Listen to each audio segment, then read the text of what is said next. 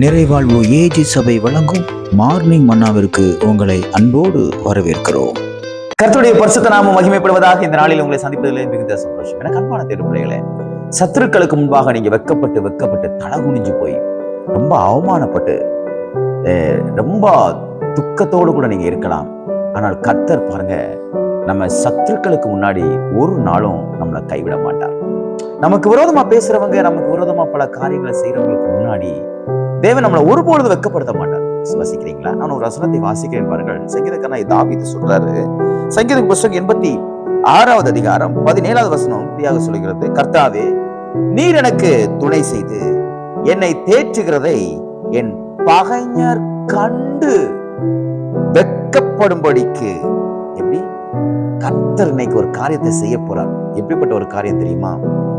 எனக்கு விரோதமா பேசினவன், எனக்கு விரோதமா செயல்பட்டவன், நான் இருக்கவே கூடாதுன்னு நினைச்சவன், என்னுடைய வாழ்க்கை நல்லா இருக்கக்கூடாதுன்னு நினைச்சவன், அவனுக்கு முன்னாடி கர்த்தர் ஒரு அனுகூலமான ஒரு சூழ்நிலையை ஏற்படுத்தி கொடுத்து எனக்கு என்னுடைய எல்லா கஷ்டங்களையும் மாற்றி போட்டு, நான் என்னென்ன விதத்திலெல்லாம் தாழ்ந்து போயிருந்தேனோ, எந்தெந்த இடத்திலெல்லாம் நான் மிகவும் நெருக்கப்பட்டிருந்தேனோ, கண்ணீர் வடித்துக் கொண்டிருந்தேனோ, அந்த இடத்திலிருந்து கர்த்தர் என்னை தூக்கி எடுத்து எனக்கு தேவன் என்னை ஆற்றுவதையும், தேவன் எனக்கு சமாதானத்தை கொடுக்கிறதையும், என்னுடைய வாழ்க்கையில் ஒரு பெரிய மகிழ்ச்சி வந்ததையும், எல்லாம் துளிர்ந்து போன, எல்லாம் காய்ந்து போன, ஒன்றுமில்லாமல் இருந்த என்னுடைய வாழ்க்கையில ஒரு நல்ல ஒரு வளர்ச்சியை காண்கிறதை பார்த்து அவன் ஆச்சரியப்பட போறான். என்னடா, நேத்தைக்கு வரைக்கும் அவன் இப்படி இருந்தான், இன்னைக்கு எப்படி இவன் நிலைமை அப்படி மாறிச்சு, இவனுக்கு எப்படி வேலையில அற்புதம் நடந்துச்சு, இவனுக்கு எப்படி இந்த பணம் கிடைச்சிச்சு, இவன் எப்படி இந்த வீட்டை கட்டி முடிச்சான்,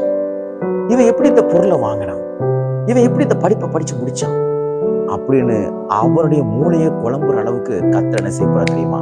ஒரு அற்புதத்தை செய்ய போறாரு. கர்த்தர் உங்களுக்கு துணை செய்யறாரு, உங்களுக்கு அற்புதம் செஞ்சிருக்கிறான்னு சொல்லி அவன் பயப்பட போறான். அவன் பார்த்து வெட்கப்படுகிற அளவிற்கு தேவன் உங்க ஸ்தானத்தை உயர்த்த போறாரு. எது இல்லை அப்படின்னு சொல்லி அவங்க ரொம்ப கேவலமா பேசினால, அல்லது பிள்ளை இல்லைன்னு சொல்லி உங்களை ரொம்ப கேவலமா பேசினா, கர்த்தர் பிள்ளை தாட்சி ஆக்கி உங்களை சத்துருக்களுக்கு முன்னாடி மேன்மைப்படுத்துவார். உங்களுக்கு அனுகூலமா நன்மையான காரியத்தை செய்வார். குடும்பத்துல ஒரே பிரச்சனை, என்னால தாங்க முடியாத சில வேதனை, ஆனால் கர்த்தர் எல்லாம் மாற்றி ஒரு சமாதானத்தை கர்த்தர் உங்களுக்கு கொடுத்து தேவன் உனக்கு நன்மை செய்யறத சத்துரு பார்த்து அவன் முகம் வைக்கப்படும். இன்னைக்கு கர்த்தர் சத்துருக்களுக்கு முன்பாக ஒரு பந்தியை, எப்படிப்பட்ட பந்தியை தெரியுமா? நன்மையான பந்தியை. எப்படிப்பட்ட பந்தியை தெரியுமா? ஆரோக்கியமான பந்தியை.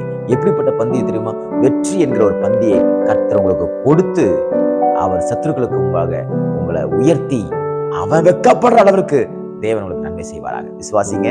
இன்னைக்கு கர்த்தர் உங்களுக்கு நன்மை செய்கிறதையும், கர்த்தர் உங்க கூட இருக்கிறதையும் சத்துருக்கள் கண்டு உங்களுக்கு பயப்படுவார்களாக. இந்த நாள் ஒரு பெரிய ஜெயத்தின் நாளாக தேவன் மாற்றி கொடுப்பாராக. God bless you.